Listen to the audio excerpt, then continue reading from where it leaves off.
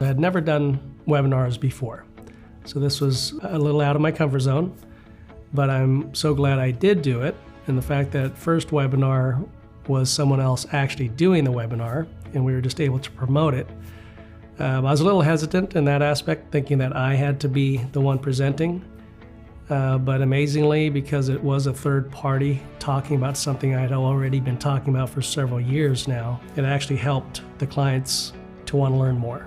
After seeing the clients and doing the appointments, it ended up turning up more assets than I had thought. But when you have AUM, you have annuities on top, they now see you truly as their advisor. It's not just saying it, you're showing it. Just this one webinar we did around 4.5, 5 million, I believe it was.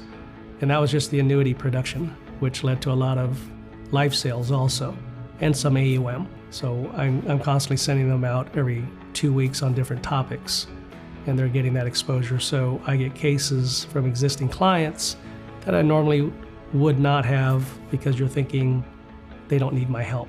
Always being in front of your clients is probably the best thing you can possibly do, and that's what webinars have done for me going forward.